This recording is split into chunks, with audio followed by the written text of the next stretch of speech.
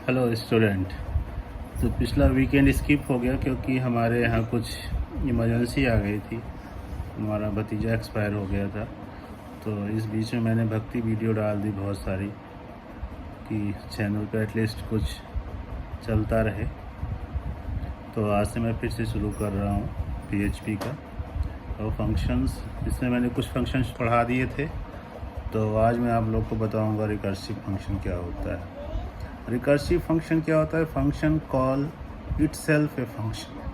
Function अपने ही function को call करता है तो उसको कहते हैं रिकर्सिव फंक्शन। और अपने फंक्शन को एक लिमिट तक जिसे प्रोग्राम लिखते हैं उस तरह से कॉल करता रहे तो उससे कहते हैं रिकर्सिव फंक्शन।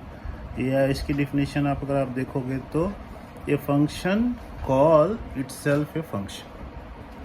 अब सपोज करिए आपने ये फंक्शन ले लिया XYZ, उसमें $x आर्गूमेंट पास किया और उसमें कंडीशन आपने लिखी कि अगर $x बराबर 0 है तो रिटर्न करे 1, एल्स में रिटर्न करे $x इंटू $x माइनस 1। ये फंक्शन हो जाता है टोटल फैक्टोरियल के लिए। जैसे आप अगर मैथमेटिक्स पढ़े होंगे तो पता होगा आपको फैक्टोरियल कैसे निकालते हैं। जैसे 0 का फैक्टोरियल क्या होता है? 1 होता है। तो इसलिए इसमें $x के केस में हमने रिटर्न करा दिया 1। उसके बाद जब फैक्टोरियल निकालते हैं तो डिक्रीजिंग ऑर्डर में उस नंबर से एक एक नंबर कम करके उसमें मल्टीप्लाई करते हैं 1 तक। तो उसी के बेस पे अगर आपको फैक्टोरियल निकालना है किसी का तो फंक्शन इसी तरह से लिखते हैं, फंक्शन XYZ $x एंड उसमें जो है आप $x इक्वल टू 0 पे रिटर्न 1 करा देंगे एंड अगर 0 से बड़ा है तो उसमें आप रिटर्न कराएंगे $x इंटू $x माइनस 1।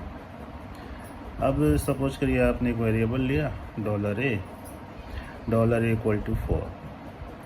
अगर आप सीधे 4 को इको कराएंगे तो उसका आउटपुट आएगा 4। लेकिन अगर आपने इको XYZ $a कर दिया, वेरिएबल 4 को XYZ में पास कर दिया तो उसका आउटपुट आएगा 24, जैसा कि आपको बोर्ड में दिख रहा होगा।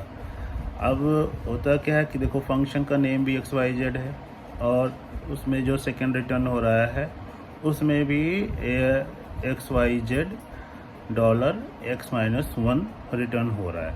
तो ये बार बार जो है क्या करता है कि उस फंक्शन को कॉल करता रहता है जब तक कि उसकी वैल्यू जो है x की 0 नहीं हो जाती। इस तरह से देखिए, पहले जब पहली बार फंक्शन कॉल हुआ तो 4 इंटू XYZ में 3 आया, फिर दूसरी लाइन में XYZ में 2 पास होता है, फिर 1, फिर 0। इस तरह से उसका नंबर बढ़ता जाता है और फैक्टोरियल से आप लास्ट लाइन देखेंगे 4 into 3 into 2 into 1 into 1 equal to 24।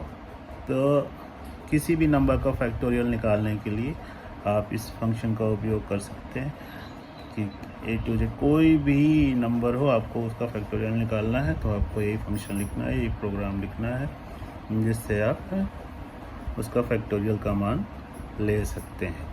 तो ये होता है रिकर्सिव फंक्शन और उसका एक एग्जाम्पल।